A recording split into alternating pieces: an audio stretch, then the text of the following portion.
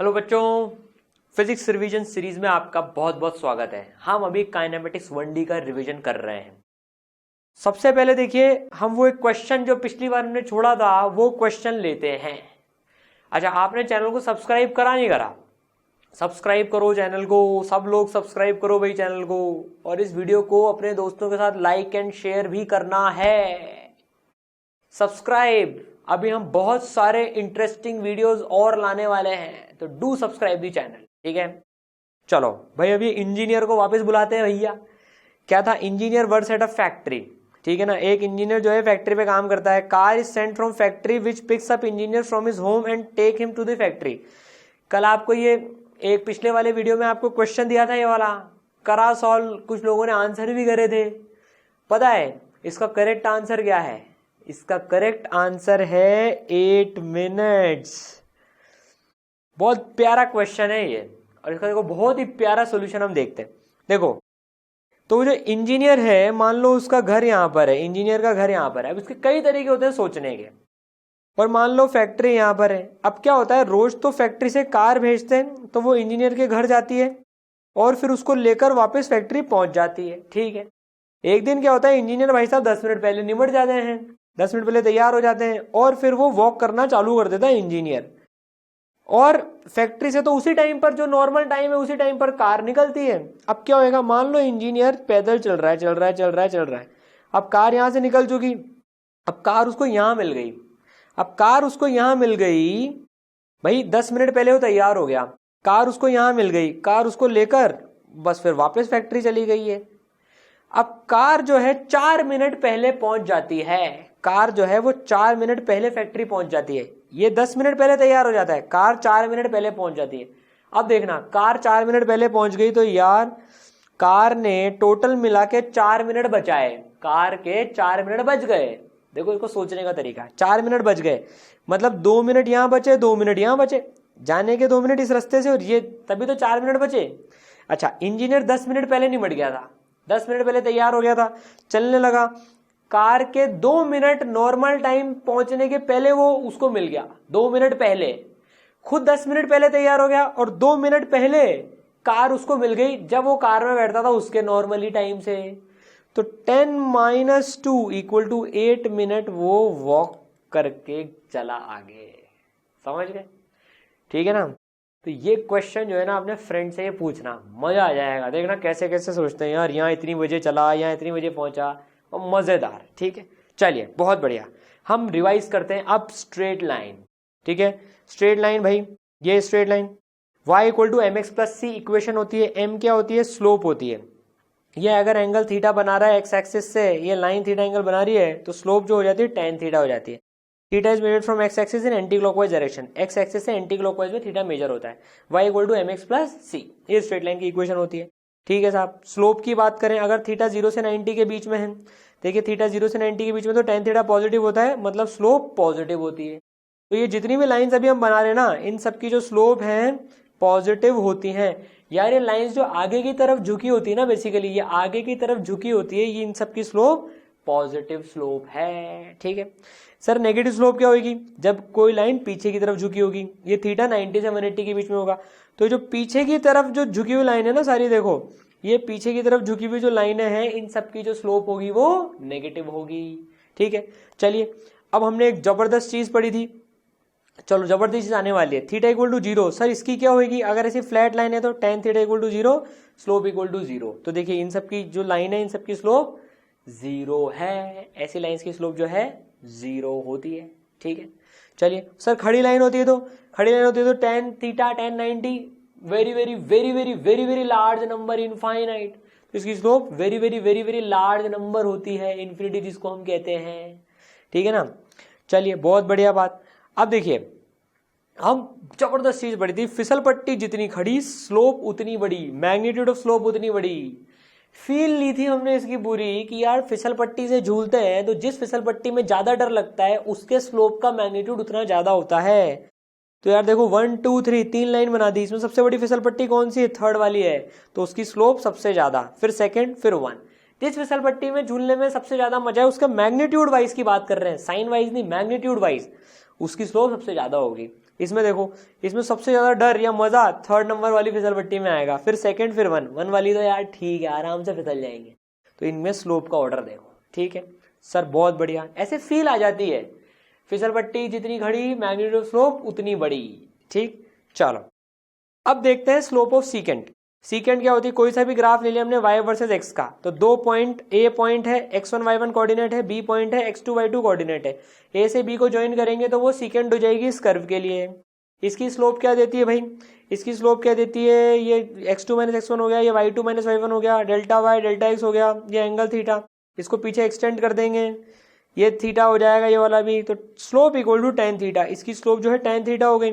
tan theta क्या है, y2 minus y1 upon x2 minus x1, that is delta y by delta x। तो slope of second is delta y by delta x। And what is delta y by delta x, क्या होता है ये, average rate of change of y with respect to x, average rate of change of y with respect to x, ठीक है average rate of change है। तो second की slope हमें एवरेज रेट ऑफ चेंज दे देती है। तो बताओ, अब ये सवाल का आंसर आपको करना है।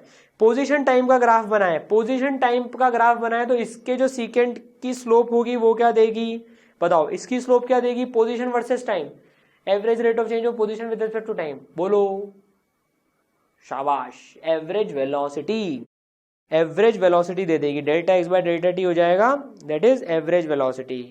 तो slope of secant of ST graph gives average velocity, ठीक है। अब बताओ स्लोप ऑफ टेंजेंट क्या देती है, स्लोप ऑफ टेंजेंट एक पॉइंट पे, अब हम एक पॉइंट पे आ गए टी नॉट, तो slope of tangent tan theta हो जाएगा स्लोप के बराबर, तो dx बाई डी टी, एक पॉइंट पे टेंजेंट बनती है तो वो dx बाई डी टी देती है, मतलब इंस्टेंटेनियस वेलोसिटी xt की, xt ग्राफ की जो टेंजेंट की स्लोप है वो इंस्टेंटेनियस वेलोसिटी दे देती है एक पर्टिकुलर टाइम इंस्टेंट पर, ठीक है। चलिए बहुत बढ़िया। तो भाई अब स्ट्रेट लाइन कर्व है, मान लो स्ट्रेट लाइन है xt। अब पता है स्ट्रेट लाइन में खास बात क्या होती है कि हर पॉइंट पे स्लोप बढ़ती जाती है, सेम रहती है, घटती जाती है, बताओ क्या है। तीन ऑप्शन है आपके पास में, सेम, बी ऑप्शन है इंक्रीजिंग एंड सी ऑप्शन है डिक्रीजिंग। इसकी स्लोप बताओ, आप बोलो क्या है, आप चैट में लिख के बताओ आंसर क्या आएगा, इसका आंसर क्या आएगा, ए आएगा इसका आंसर। सेम है हर पॉइंट पे स्लोप, ए पॉइंट पे देखो टेंजेंट बनाए, बी पॉइंट पे देखो टेंजेंट बनाए, slope of tangent on straight line is same at each point and is equal to slope of straight line. इसकी स्लोप के बराबर ही हर पॉइंट पे स्लोप है, तो स्ट्रेट लाइन के हर पॉइंट पे स्लोप बराबर होती है, ठीक। चलिए वेरी गुड। अब देखते हैं double differentiation and higher order derivatives, double differentiation and higher order derivative, ठीक है। तो सबसे पहले dx बाई डी टी कहलाता है differentiation of y with respect to x। अब dy बाई डी एक्स को dy बाई डी एक्स कहलाता है differentiation of y with respect to x। इसको फिर से डिफरेंशिएट कर दें एक बार, इसको फिर से डिफरेंशिएट कर दें तो ये कहलाता है differentiation of dy by d x with respect to x। यार इस क्वांटिटी का कर रहे हैं ना डिफरेंशिएशन, इसको पता है डिनोट कैसे करते हैं, d square y by d x square, पता है हमको ये भी, d square y by d x square. Double differentiation of y with respect to x, ये डबल डिफरेंशिएशन, दो बार डिफरेंशिएशन हो गया ना, एक बार और ये दूसरी बार, double differentiation of y with respect to x। इसको ये भी बोला जाता है second order derivative of y with respect to x, second order derivative, दो बार डिफरेंशिएशन हो गया ना इसलिए सेकंड ऑर्डर डेरिवेटिव, ठीक है। अब कुछ क्वेश्चन आपको आंसर करने। Velocity is dash order derivative of position with respect to time, और आपके ऑप्शन है ये first, second, third, fourth. Velocity कौन से ऑर्डर का डेरिवेटिव है, पोजीशन का।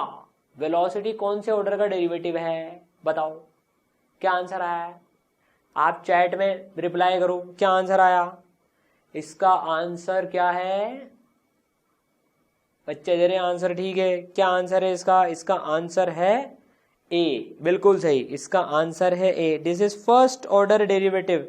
यार dx by d t equal to v होता है ना, तो देखो v equal to dx by d t तो फर्स्ट ऑर्डर डेरिवेटिव है, ठीक है। चलो दूसरा क्वेश्चन बताना। Acceleration is dash order derivative of position with respect to time.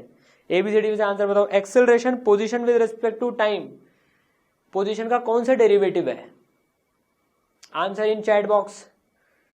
तो ये है second order derivative, yes second order derivative है, this is second order derivative, तो बी आंसर करेक्ट है।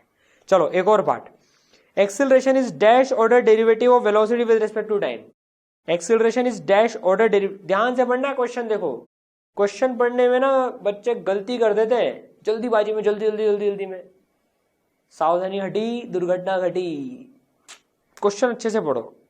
Velocity with respect to time का कौन सा order का डेरिवेटिव है? बी आ रहा है क्या आंसर? बी आ रहा है ना आंसर? नहीं, ए आएगा आंसर। फर्स्ट ऑर्डर डेरिवेटिव है, क्योंकि d v by d t equal to a होता है। ठीक है, समझ आई बात? चलिए बहुत बढ़िया। अब हम देखते हैं graphical interpretation of double differentiation. Double differentiation का ग्राफ से क्या लेना देना है? तो यार अगर वाई एक्स का ग्राफ बना है और ग्राफ को ऐसे कटोरा बन रहा हो, ऐसे कटोरों को बताओ क्या कहते हैं? ये डबल डिफरेंशिएशन, ये कटोरे कॉनकेव अपवर्ड्स वाले कटोरे हैं। ये कॉनकेव अपवर्ड्स, कटोरा ऊपर खुल रहा है, कॉनकेव अपवर्ड्स। तो ऐसे केसेस में d square y by d x square positive होता है। जो कॉनकेव अपवर्ड्स ग्राफ होते हैं ना, उनका डबल डिफरेंशिएशन पॉजिटिव होता है। तो सर जब नीचे हो रहे होंगे तब क्या होगा बताओ? सिंपल, कॉनकेव डाउनवर्ड्स में नेगेटिव होता है डबल डिफरेंशिएशन। ठीक है, बहुत बढ़िया सर, रिवाइज हो गया पूरा अच्छे से ये तो। ठीक है, अब लोकल मैक्सिमा क्या होता है? लोकल मैक्सिमा एक ग्राफ बनाते हैं अपन। इसको अपन ने मस्त लोकल अमीर लोकल गरीब के कंसेप्ट से समझा था मेन लेक्चर में, जो पूरा का पूरा लेक्चर है। कहाँ मिलेगा आपको? वो ईसरल ऐप पे मिलेगा। ईसरल ऐप डाउनलोड करें, उसका लिंक भी डिस्क्रिप्शन में दे रखा है, और काइनेमेटिक्स 1D के आप सारे लेक्चर्स उसमें देख सकते हैं। ठीक है, तो देखो A B C D 4 point है। तो यार ये ए और सी जो है ना लोकल मैक्सिमा है। लोकल मैक्सिमा क्या होता है? जिसकी वैल्यू, जहां पर वैल्यू अगल और बगल से ज्यादा हो, वो लोकल मैक्सिमा होता है। ठीक है, ए भी लोकल मैक्सिमा है, सी भी लोकल मैक्सिमा है। अब लोकल मिनिमा की बात करें तो बी और डी लोकल मिनिमा है, जहां पर वैल्यू अड़ोसी और पड़ोसी से कम हो। जिन पॉइंट पे वैल्यू अड़ोसी और पड़ोसी से कम हो वो लोकल मिनिमा कहलाते हैं। ठीक है, तो बी और डी लोकल मिनिमा है। चलिए अब आपको एक चीज बतानी है। लोकल मिनी मैक्सिमम और लोकल मिनिमा पे d y by d x और d square y by d x square कितना कितना है बताओ? 3 ऑप्शन है आपके पास में, ए बी और सी। 3 ऑप्शन में से आपको बताना है 0, पॉजिटिव या negative. D y by d x का बताओ लोकल मैक्सिमा पे 0 होगा, पॉजिटिव होगा कि नेगेटिव होगा बताओ? लोकल मैक्सिमम मतलब ये d y by d x मतलब स्लोप ऑफ टेंजेंट, बताओ कितनी होगी? शाबाश, 0 होगी। Very good. लोकल मिनिमा भी बताओ d y by d x कितनी होगी? आप बताओ लोकल मिनिमा पे d y by d x कितनी होगी? 0 होगी।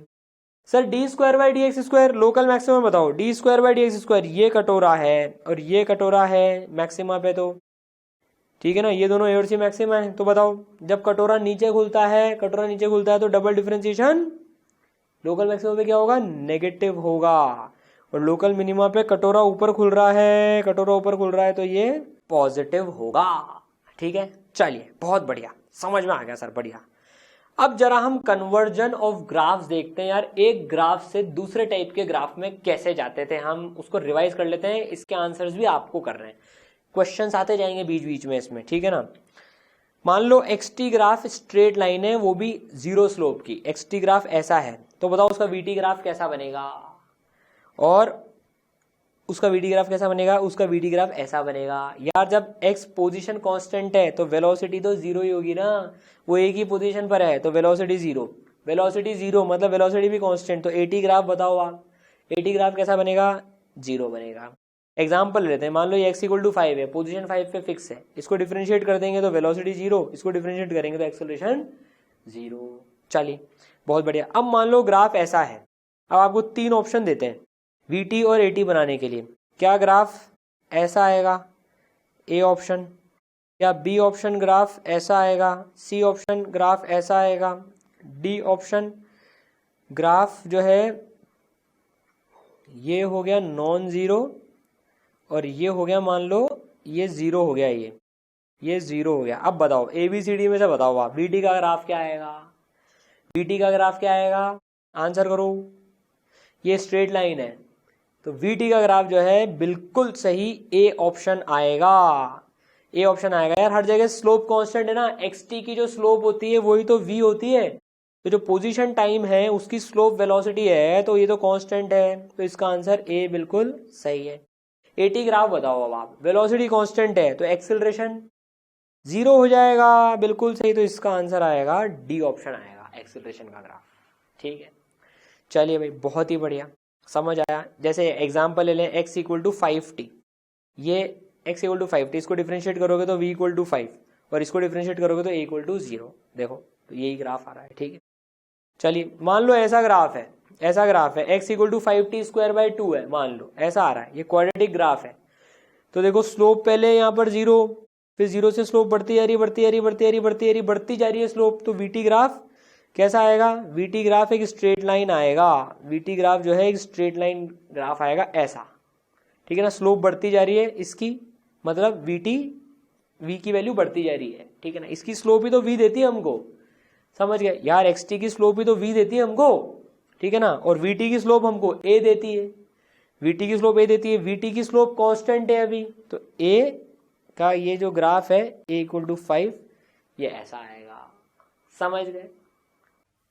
ये जो ग्राफ्स वाले क्वेश्चन होते हैं ना यार, ये बहुत इंपॉर्टेंट होते हैं, कई बार तो डायरेक्ट ही आ जाते हैं ये, इसलिए अपन इनका ना रिवीजन भी बहुत अच्छे तरीके से कर रहे हैं। ठीक है, चलो कुछ और क्वेश्चंस प्रैक्टिस करते हैं। मान लो XT ग्राफ ऐसा है, XT ग्राफ ऐसा है। अब आपके सामने 4 ऑप्शन गिवन है, ये आपको करना है सॉल्व अभी। ठीक है ना, तो VT ग्राफ कैसा होगा पहले ये बताओ आप, इसका जो है इन चारों में से VT ग्राफ कैसा होगा वो बताओ, चैट में लिखो आंसर, आप सोच के लिखना। XT की स्लोप जो है वो V देती है, XT पोजीशन टाइम की स्लोप V देती है, फिसल पट्टी आगे की तरफ झुकी हुई होती है तो पॉजिटिव, पीछे की तरफ झुकी होती है तो नेगेटिव, और यूं होती है तो 0 स्लोप की होती है। ठीक है, तो क्या आंसर आया? ABCD क्या आंसर आया भाई? जिसका आंसर जो है B सही है, इसका आंसर B सही है बिल्कुल। ठीक है ना, तो इसका आंसर है B। कैसे? देखो यहाँ पे स्लोप बनाओ, पहले XT पे स्लोप बनाओ, नेगेटिव स्लोप, फिर कम नेगेटिव, फिर और मतलब वैल्यू वाइज में, मैग्नीट्यूड वाइज में, फिर यहाँ पे 0, फिर यहाँ पे और फिसल पट्टी खड़ी होती जा रही है, मैग्नीट्यूड बढ़ता जा रहा है। तो पहले नेगेटिव है, नेगेटिव से शुरुआत करेंगे। ये तो वेलोसिटी जो है पहले नेगेटिव है, मान लो पहले वेलोसिटी यहाँ से नेगेटिव से स्टार्ट हो रही है, फिर 0 की तरफ आ रही है, तो वेलोसिटी 0 की तरफ, फिर पॉजिटिव जा रही है, तो देखो B ग्राफ आ गया। अब AT ग्राफ क्या बनेगा? AT ग्राफ क्या बनेगा? देखो भाई, इसकी स्लोप से V आया और VT की स्लोप से क्या चीज आएगी? VT की स्लोप क्या देती है? एक्सेलरेशन। स्ट्रेट लाइन की स्लोप हर जगह कांस्टेंट होती है, तो बताओ A का आंसर क्या आएगा? एक्सेलरेशन टाइम का आंसर क्या आएगा? ABCD में से A आएगा, बिल्कुल सही है। इसकी स्लोप पॉजिटिव है, ये आगे झुकी हुई है, तो ये ऐसा आएगा इसका ग्राफ। समझ गए? चलो एक और करो। ठीक है ना, मान लो ये ऐसा है, 4 ऑप्शन गिवन है आपके, अब बताओ VT ग्राफ कैसा आएगा? तो भाई पहले चलो बताओ, चैट में लिखो आंसर। XT की स्लोप V, VT की स्लोप A। तो देखो पहले यहाँ पर लाइन बनाएंगे, टेंजेंट, स्लोप पॉजिटिव, कम पॉजिटिव, कम पॉजिटिव 0, फिर स्लोप मैग्नीट्यूड वाइज नेगेटिव, और मैग्नीट्यूड ज्यादा होता जा रहा है और नेगेटिव स्लोप है। ठीक है ना, तो पहले पॉजिटिव और फिर स्लोप 0 की तरफ जा रही है, फिर नेगेटिव, तो इसका आंसर हो जाएगा कैलकाटा C। ठीक है, अब AT बताओ आप, AT ग्राफ बताओ। ये स्लोप स्ट्रेट लाइन है, नेगेटिव है, तो AT का नेगेटिव नॉन जीरो आ जाएगा, 0 नहीं है, नेगेटिव स्लोप है, तो इसका आंसर आ जाएगा A। ठीक है, रिवाइज्ड, वेरी गुड। चलिए, तो XT से VT और VT से AT तो हमने बनाना सीख लिया। अब उल्टा सीखते हैं कि यार अगर हमको एक्सेलरेशन टाइम का ग्राफ गिवन हो तो वेलोसिटी टाइम पे कैसे जाएंगे और XT पे कैसे जाएंगे। ठीक है ना, देखो ये तो क्वाड्रेटिक इक्वेशन का ग्राफ था, तो उसका डिफरेंशिएशन करके स्ट्रेट लाइन कर्व आया, फिर उसका डिफरेंशिएशन करके एक कांस्टेंट 0 स्लोप की लाइन आ गई है। ठीक है, तो अब मान लो एक्सेलरेशन पॉजिटिव कांस्टेंट है, जैसे एक्सेलरेशन पॉजिटिव कांस्टेंट है, A इक्वल टू 5 है मान लो, तो इसका VT ग्राफ कैसे आते हैं? इसके VT ग्राफ कुछ ऐसे आएंगे, जैसे V इक्वल टू 5t, इसको डिफरेंशिएट करो, V इक्वल टू 5t को, 5t को डिफरेंशिएट करेंगे तो A की वैल्यू 5 आ गई। देखो पता है ये भी आ सकता है, 5t+2 भी आ सकता है यार, 5t+2 भी तो आ सकता है, इसका भी डिफरेंशिएशन करोगे तो A की वैल्यू यहाँ भी 5 आ रही है, यहाँ भी 5 आ रही है, तो ये ग्राफ भी है, इनफैक्ट ये ग्राफ भी पॉसिबल है। तो ये सारे ग्राफ पॉसिबल है A इक्वल टू 5 के लिए, जब तक हमको एक कांस्टेंट की वैल्यू गिवन ना हो। कांस्टेंट की वैल्यू डिसाइड करेगी कि ग्राफ ये आएगा कि ये आएगा कि ये वाला आएगा। जैसे इसकी इक्वेशन हो जाएगी मान लो v equal to 5t minus 2, समझ गए। तो v के ग्राफ ऐसे आते हैं, एक्सेलरेशन कांस्टेंट होता है तो v के ग्राफ स्ट्रेट लाइन आते हैं आगे झुकी हुई, ठीक है। सर xt ग्राफ कैसे आते हैं? xt के ग्राफ आते हैं जैसे v इक्वल टू 5t है, इसको तो x के ग्राफ आ जाएगा 5t स्क्वायर बाय 2। ये हम इंटीग्रेशन से यहां से यहां और यहां से यहां पहुंचना सीखेंगे अगले रिवीजन वीडियो में। 5t स्क्वायर बाय 2 को डिफरेंशिएट करोगे तो 5t आ जाएगा। तो इसमें भी वही कांस्टेंट हो सकते हैं काफी सारे, तो ग्राफ ऐसा ऐसा ऐसा कैसा भी ग्राफ हो सकता है। पैराबोला ग्राफ आएगा, इसका पैराबोलिक ग्राफ आएगा। एक्सेलरेशन इक्वल टू कांस्टेंट का ग्राफ पैराबोलिक आता है, और अगर पॉजिटिव कांस्टेंट है तब तो ग्राफ कॉनकेव अपवर्ड आता है, कटोरा ऊपर खुलता है, ठीक है। चलो दूसरा केस देखते हैं। एक्सेलरेशन नेगेटिव कांस्टेंट है तो आप समझ ही गए होंगे, a इक्वल टू -5 है मान लो, तो वेलोसिटी टाइम ग्राफ कुछ ऐसे आएंगे। वेलोसिटी टाइम ग्राफ कुछ ऐसे आएंगे जैसे v equal to -5t plus 2 -5t minus 2, कुछ भी ऐसे कुछ आ सकते हैं। xt ग्राफ कटोरा नीचे की तरफ खुलता हुआ आएगा, होगा पैराबोला ही है और कॉनकेव डाउनवर्ड्स, समझ गए। तो हमने देखो बड़े तेजी तरीके से इसको पूरे को रिवाइज कर लिया। ये एक इंपॉर्टेंट लेक्चर है काइनेमेटिक्स 1D का रिवाइज करने के लिए, ठीक है। अब रिवाइज करते हैं इंटीग्रेशन, ठीक है। Integration is continuous summation, continuous जोड़ को इंटीग्रेशन बोला जाता है, ठीक है। जैसे x को डिफरेंशिएट करते हैं तो v तक पहुंचते हैं, पोजीशन के डिफरेंशिएशन से वेलोसिटी पहुंचते हैं। v को इंटीग्रेट करेंगे तो x तक पहुंचेंगे, चेंज इन पोजीशन तक पहुंचते हैं, लेकिन पोजीशन वेलोसिटी से चेंज इन पोजीशन के पहुंचने का तरीका है इंटीग्रेशन। तो integration is also known as anti derivative, derivative differentiation का उल्टा। ये डिफरेंशिएशन का एकदम उल्टा मानिए, डिफरेंशिएशन का उल्टा है इंटीग्रेशन और कुछ नहीं है, ठीक है। रूल्स भी एकदम उल्टे ही है इसके। जैसे अभी देखेंगे हम, जैसे मान लो x की पावर n का इंटीग्रेशन करना है, ये इंटीग्रेशन का साइन होता है। लोगों ने सम लिखने के लिए लिखा था, अब राइटिंग खराब थी तो s जो है u में कन्वर्ट हो गया, u में कन्वर्ट हो गया, ठीक है ना।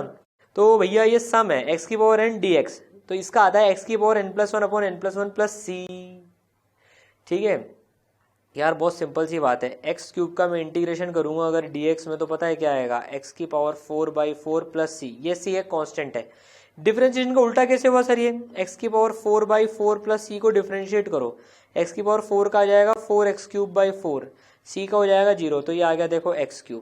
तो देखो x³ का इंटीग्रेशन आया ये, और इसका डिफरेंशिएशन आया x³, उल्टा हो गया बिल्कुल एकदम, ये इंटीग्रेशन और इधर से ये डिफरेंशिएशन, ठीक है।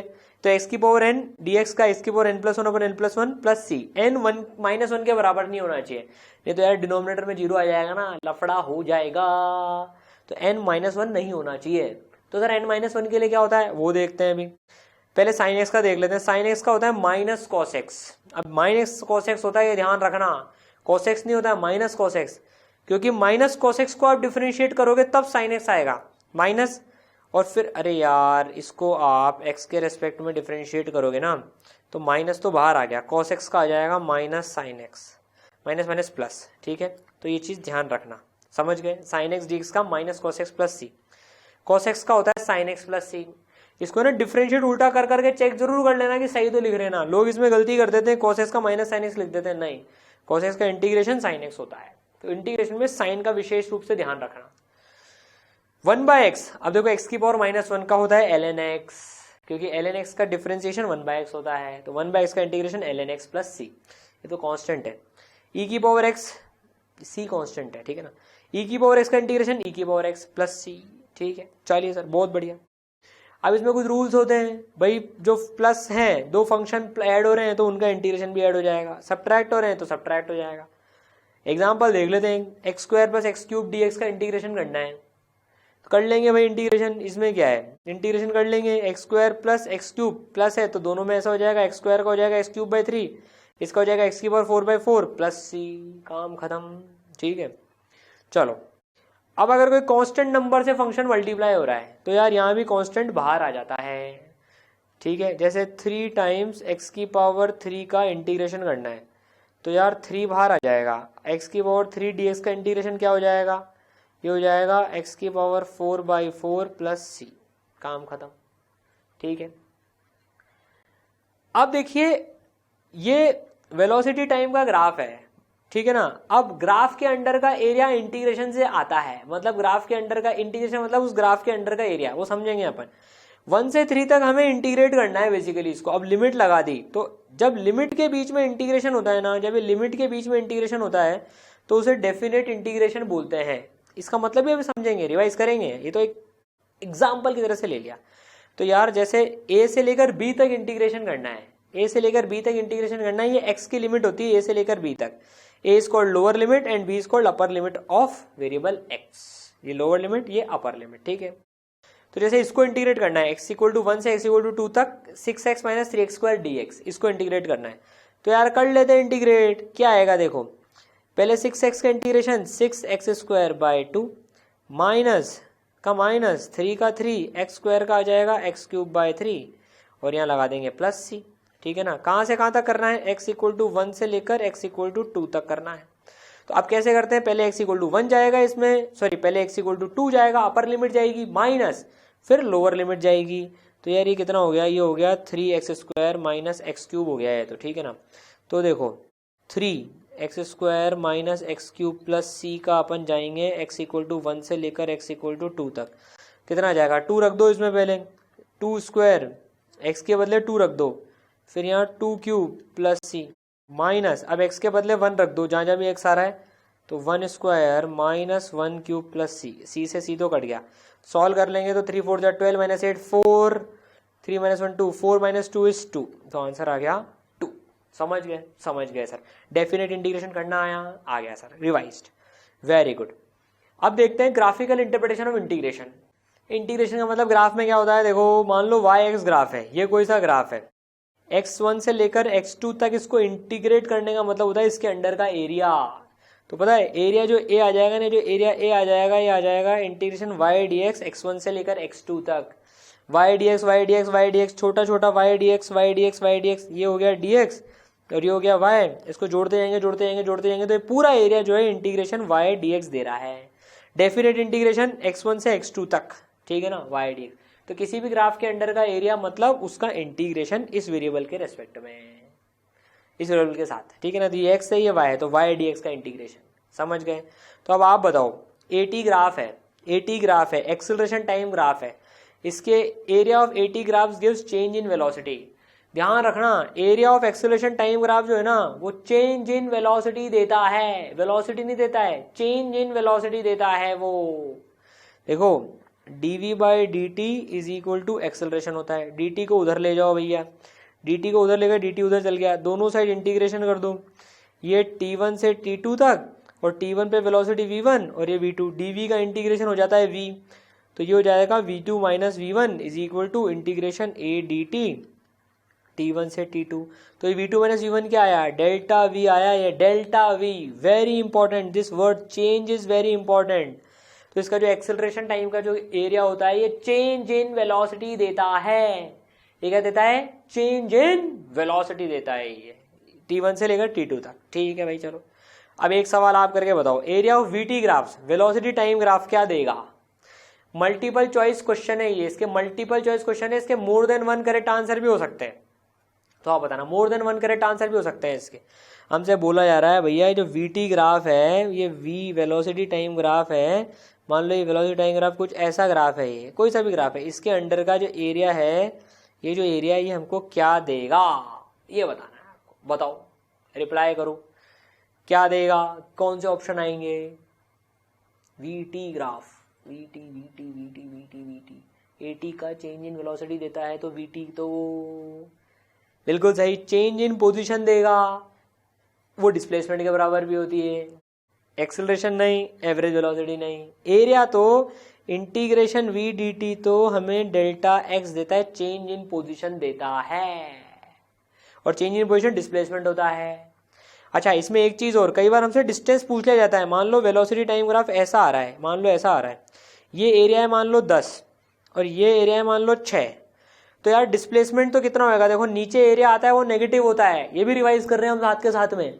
नीचे जो एरिया आता है ना, देखो वेलोसिटी नेगेटिव है, तो ये एरिया हो गया 10 और ये एरिया हो गया -6, तो 10 - 6 equal to 4, equal to displacement, तो पता है डिस्प्लेसमेंट तो हुआ 4, डिस्प्लेसमेंट हुआ 4, 10 माइनस 6 नीचे आ रहा है देखो ये, लेकिन डिस्टेंस कितना होएगा, डिस्टेंस पता है कितना होएगा, इसको हम प्लस करके जोड़ेंगे, 10 प्लस 6 इक्वल टू 16 मीटर का जो डिस्टेंस हो गया, मीटर पर सेकंड में है वेलोसिटी और टाइम सेकंड में है, तो देखो 16 मीटर हो गया यार। यहाँ पर पार्टिकल ने टर्न कर लिया, वेलोसिटी पॉजिटिव थी पॉजिटिव थी पॉजिटिव थी, पार्टिकल यूं जा रहा था यूं जा रहा था यूं जा रहा था, फिर यहाँ पर वेलोसिटी 0 हो गई, फिर नेगेटिव हो गई, मतलब पार्टिकल ने टर्न मान लिया, ये आगे 10 चला और पीछे ये 6 चला, तो देखो डिस्प्लेसमेंट तो कितना हो गया, डिस्प्लेसमेंट हो गया, ये डिस्प्लेसमेंट हो गया अपना 4, ठीक है ना, और जो डिस्टेंस हो गया, जो डिस्टेंस हो गया वो हो गया 10 प्लस 6 दैट इज 16। समझ गए, समझ गए सर। तो डिस्टेंस कभी भी आए तो ध्यान रखना, वीटी ग्राफ में वो एरिया ऐड होता है, और अगर साइन के साथ में एरिया लेंगे that is change in position या डिस्प्लेसमेंट मिलता है, ठीक है। तो देखो फटाफट से समराइज कर लेते हैं अभी, x से v, v से a कैसे पहुंचते हैं, कौन सी ट्रेन पकड़ते हैं, डिफरेंशिएशन वाली ट्रेन पकड़ते हैं, स्लोप वाली ट्रेन पकड़ते हैं, और a से v और v से x इंटीग्रेशन वाली ट्रेन पकड़ते हैं, दैट इज एरिया वाली ट्रेन पकड़ते हैं। इससे हमें चेंज इन वेलोसिटी और इसके ग्राफ से हमें चेंज इन पोजीशन मिलता है जब ग्राफ वर्सेस टाइम होते हैं। तो देखो पूरा इस फोटो में ना हमने समराइज कर लिया, पूरा सब कुछ समराइज कर लिया, डिफरेंशिएशन इंटीग्रेशन। यार ये जो रिवीजन वीडियो आपके लिए बना रहे हैं ना, बहुत मेहनत करके बना रहे हैं, मतलब इतना समय लग रहा है हमको ये वीडियो बनाने में कि इतने बड़े लेक्चर में से, इतने जो डिटेल्ड लेक्चर है उसमें से कैसे आपके लिए काम की चीजें ढूंढें ताकि आप लोगों का टाइम बच जाए। ये मेहनत इसलिए करी जा रही है कि आप लोगों का टाइम बचा लिया जाए पूरा, और फटाफट से आप रिवाइज कर पाए। तो एक भी वीडियो मत छोड़ना रिवीजन का, बहुत मेहनत कर रही है टीम पूरी। यार मैं पर्सनली इसमें एक एक स्लाइड बाय स्लाइड देखता हूं कि भाई कौन सी स्लाइड लें कौन सी नहीं लें, किसमें टाइम ज्यादा लगेगा किसमें कम लगेगा, किसमें कितना टाइम लगाना है, ठीक है ना, तभी आपको ये हम डिलीवर कर पा रहे हैं। तो आप चैनल को सब्सक्राइब करें, लाइक एंड शेयर करें यार, ठीक है।